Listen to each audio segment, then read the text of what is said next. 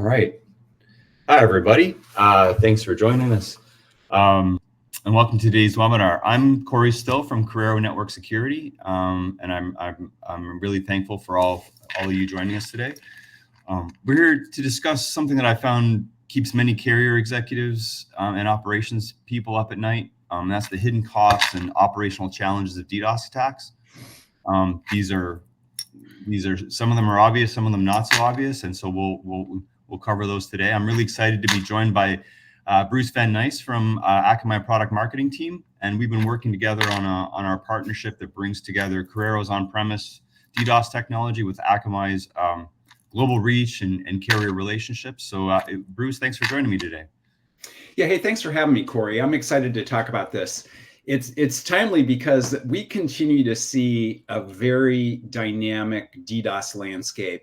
In particular, the increasing sophistication of attacks and the expanding attack surface. It's really clear the guys that do this work have access to resources. They can scale. Their attacks have become much more effective, and so this is really the time to be having a discussion about what can be done about this problem.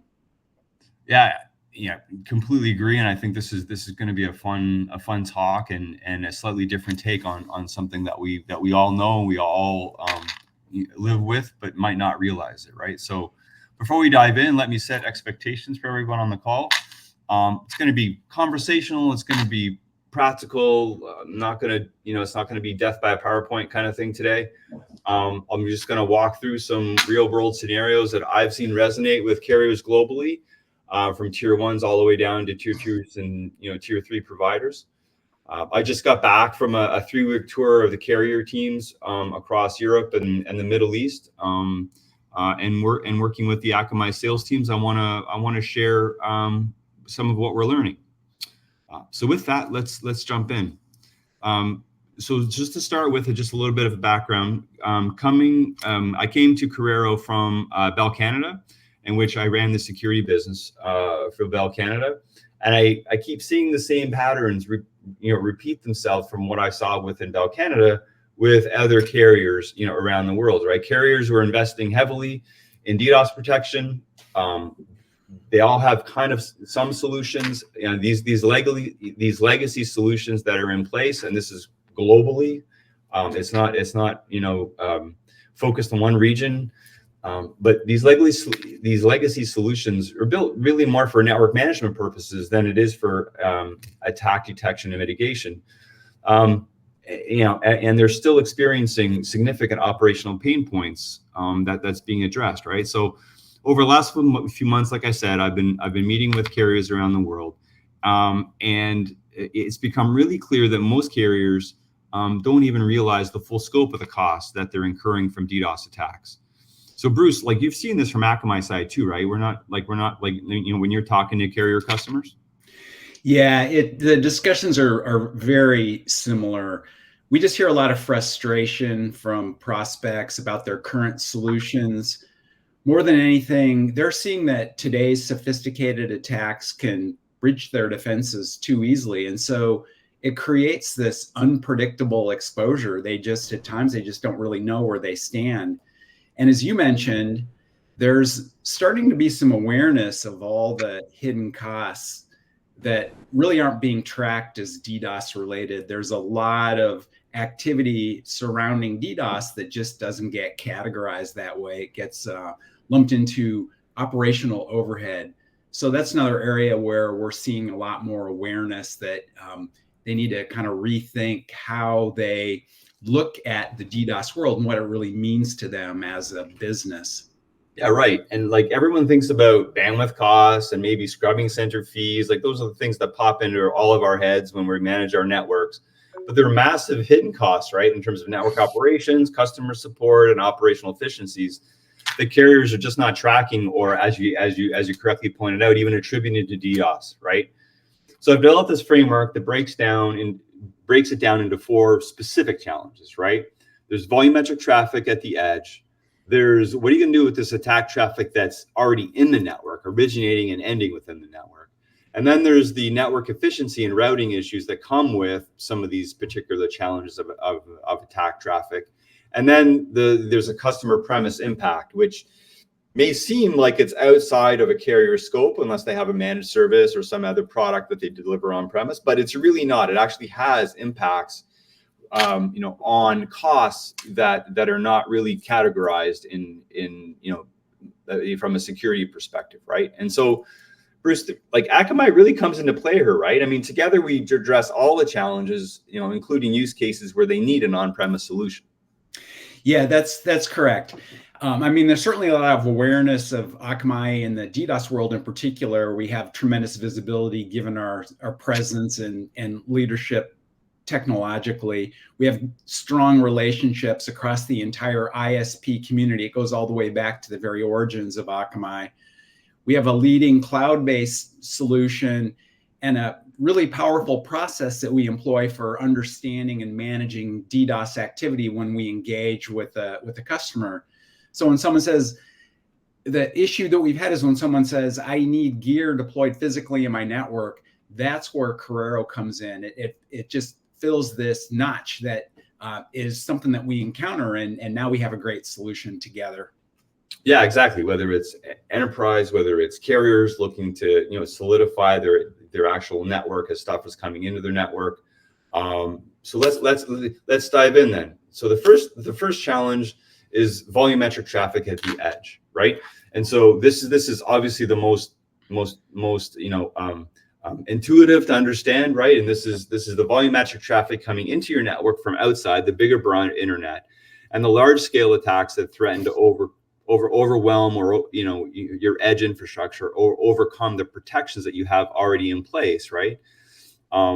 So most carriers already have some solution for this already. As I talked about it before, there's the legacy component of this. But really, like there's a secret that nobody really likes to talk about, and that is that the legacy solutions that are in place in the vast majority of telcos globally is that those legacy solutions can only do so much from a detection element, because it comes at a cost of reducing the network management performance. The whole reason for being for a carrier is internet and keeping that service up, right?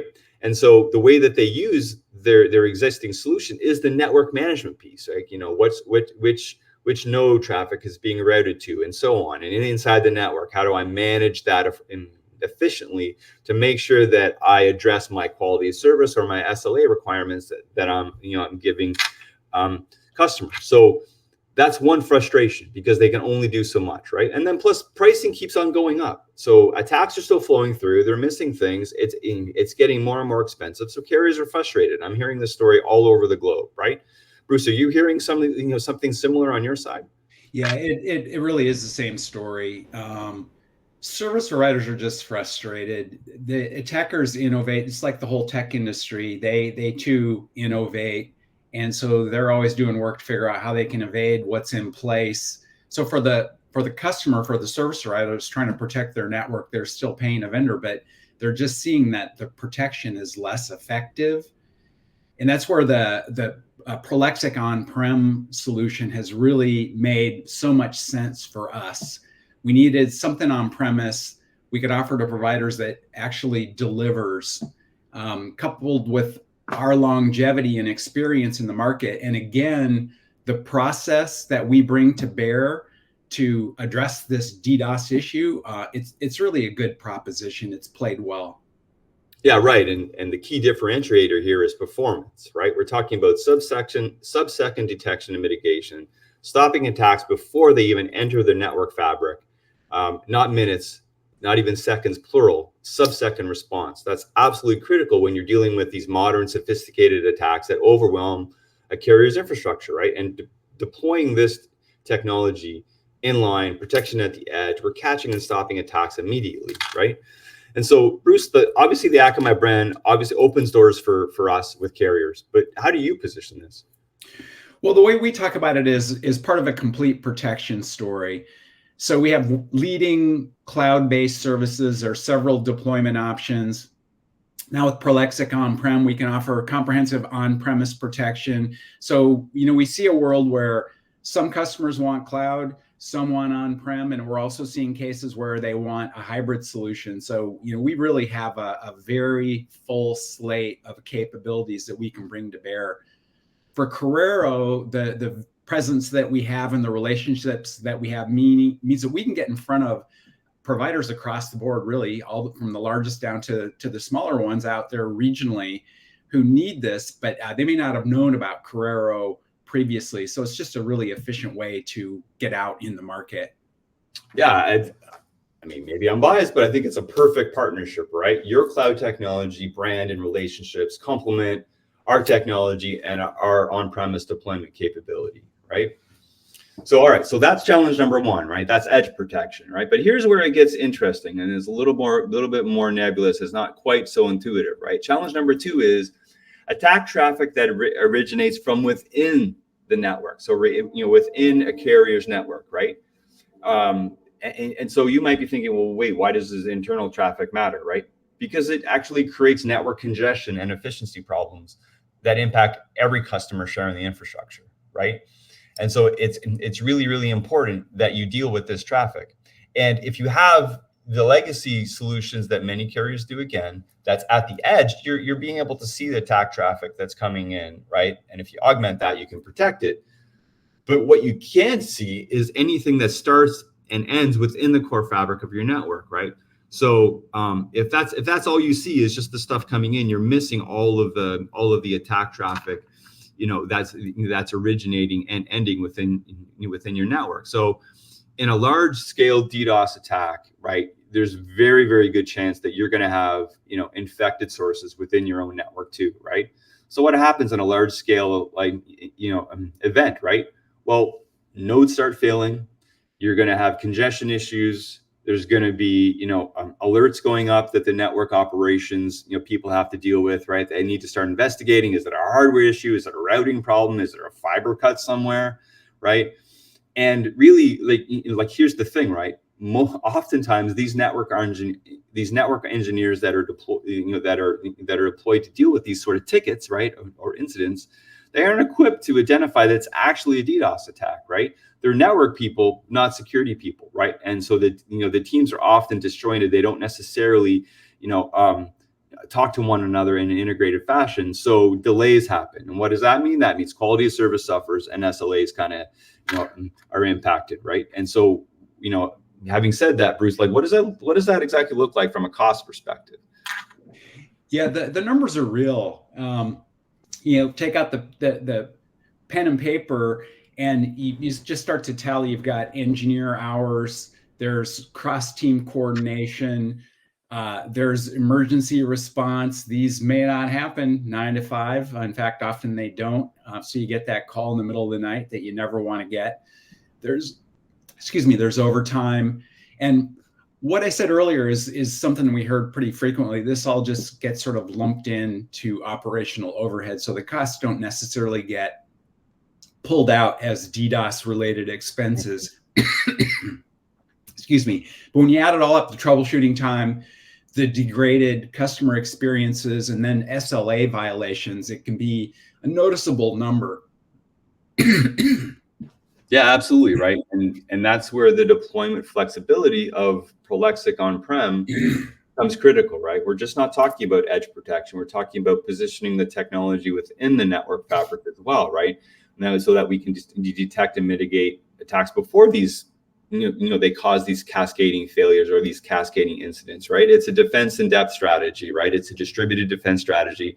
You're protecting at multiple points. The attack traffic never gains enough momentum to impact your network efficiency, right?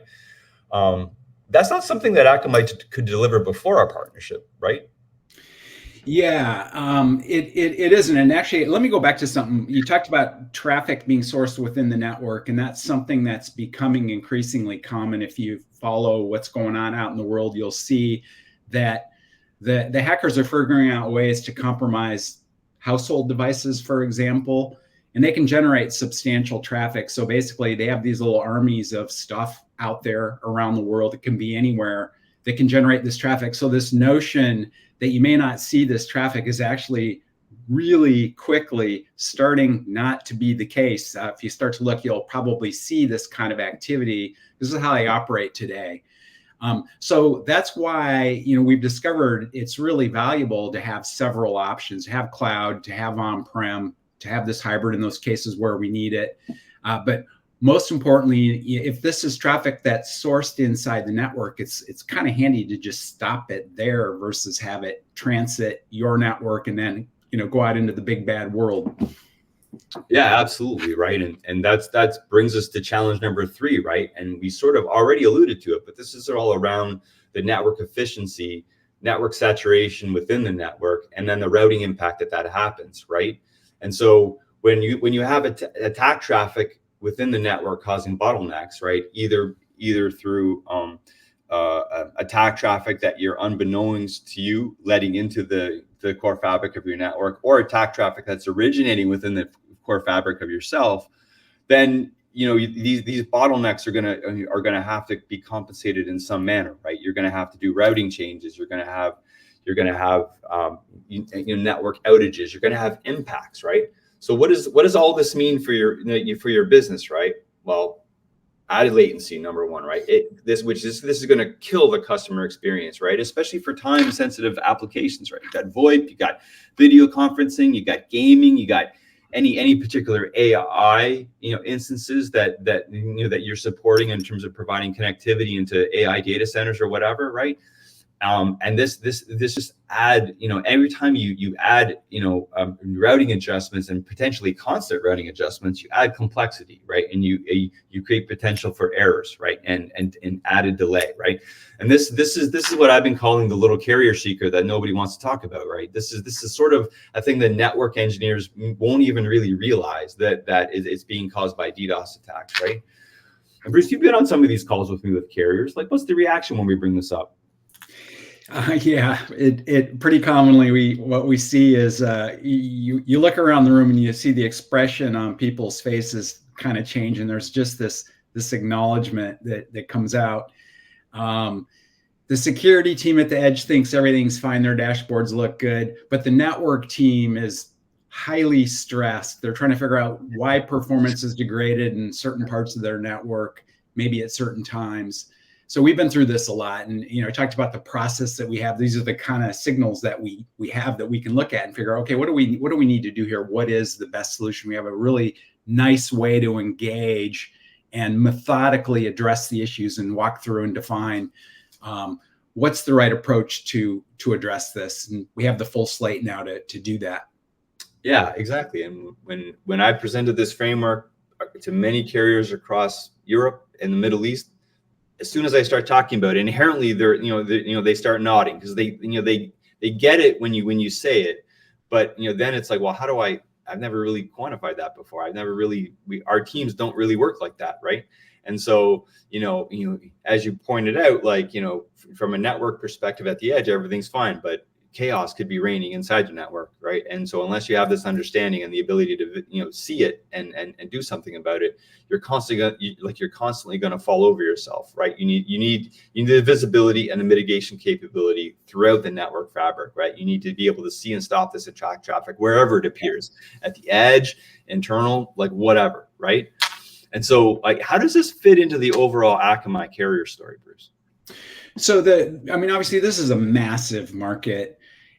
So we have a lot of presence across the board. We separate our offerings into 3 segments. We have protect the network, which is what we're talking about today. We have protect subscribers. So there are services a provider can use to protect their customers. We'll talk about that a bit more in a minute here. And then there's grow and protect the business. So that's a whole nother set of capabilities to protect the infrastructure in other ways, and the users or the workers and employees and visitors and all that that a company has. We have on-premise in-network capabilities now that fill out the protect the network story.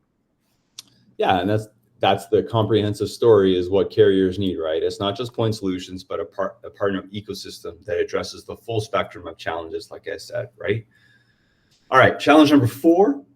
And this is where we start talking about turning this into a potential revenue opportunity as well, right? The first challenge is residual traffic that hits the customer premise, right? Now, some may think, hey, this is outside of my network. Why is this my problem? But that's kind of the wrong way to think about it, right? And so again, what's the core business of a carrier, Bruce? Yeah, it's interesting you'd ask this, actually. I was on a call yesterday with a very large provider here in North America. They use a product that we have that allows them to protect their SMB customer base. And just conversationally, I had to write this quote down because the product manager said, yeah, the pipe is commoditized. So the proposition is about adding value to connectivity. And this is one of many providers that are our customers that have recognized security is a great way to do that. And again, we'll talk about this a little bit more right now.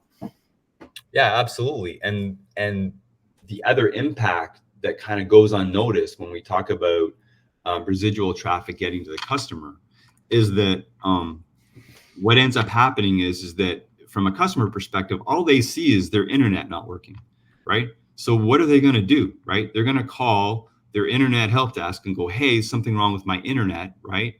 And then the same process will happen as was before, right? A ticket will get created, a network person will have to look at it, and they might take weeks to actually investigate something, right? I mean, I had a story in my past where really the network team investigated network outages for a client.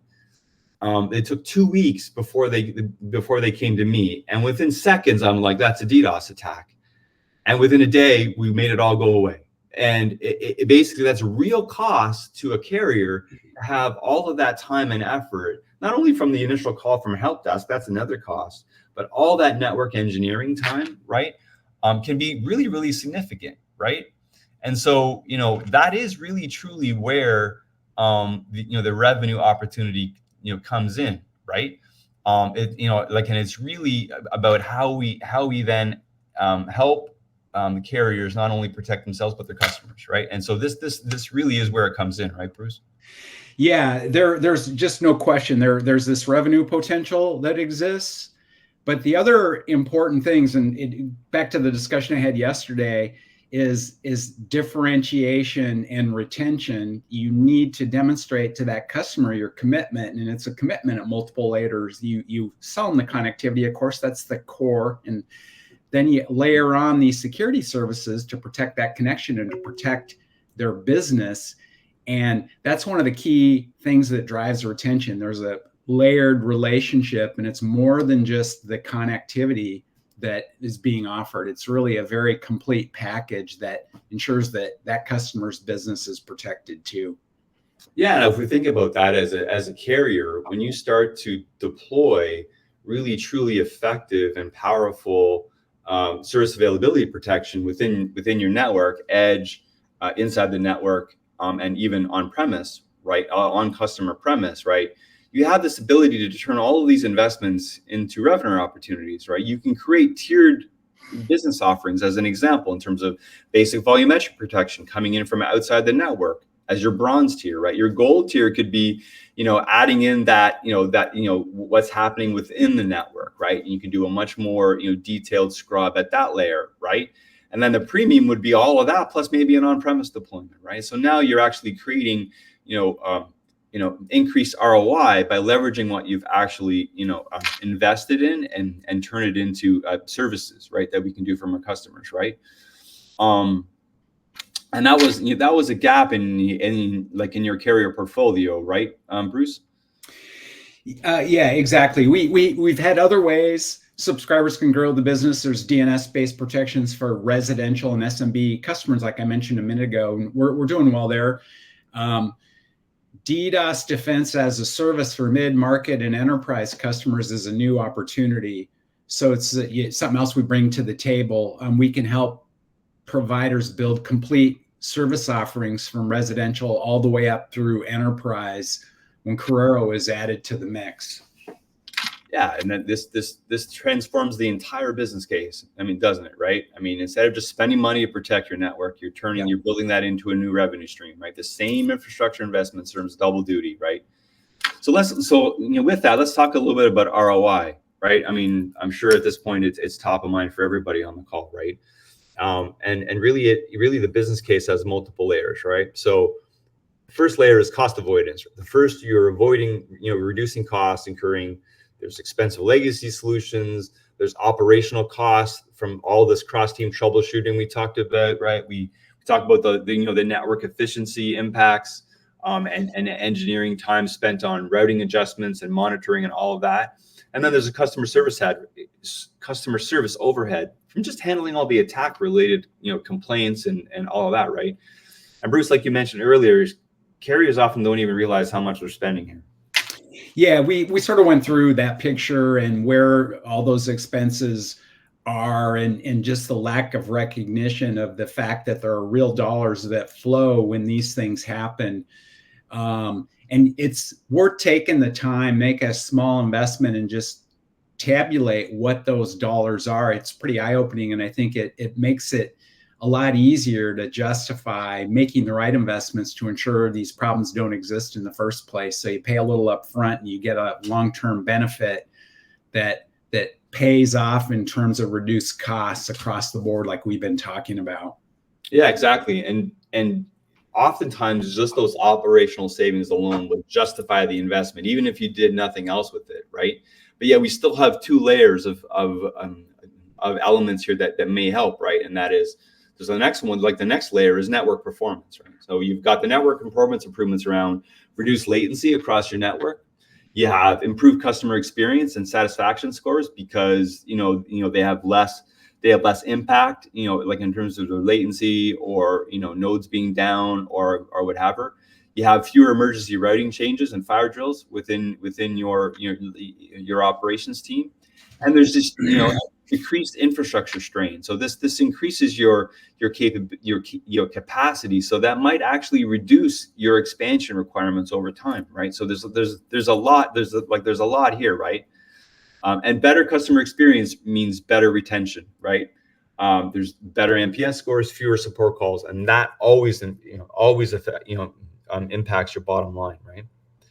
And then of course the revenue generation perspective, right? And from my perspective, this is where it gets really exciting. I work with customers all over the world doing just this, right? How to actually make them money, right? So by deploying these gears, protect your own by your own network, right? You're now building the infrastructure that you can use to monetize that DDoS protection, in a service to your own customers, right? And the incremental cost to extend that service to customer is kind of minimal, right? You've already made the vast majority of that investment. Now you're just packing it into service, right? And so, Bruce, what are you hearing from carriers about this particular revenue opportunity? Yeah, anytime you talk about revenue, it really gets the product teams and the executives excited. This is a high value service. Customers actually need it. They can't afford to have this exposure either. We talked about differentiation. These are very competitive markets. Anything you can layer on is useful to add to the list. You got a little more tick marks on the little sheet that the customer makes when they're evaluating their vendors. Help strengthen retention, like we mentioned.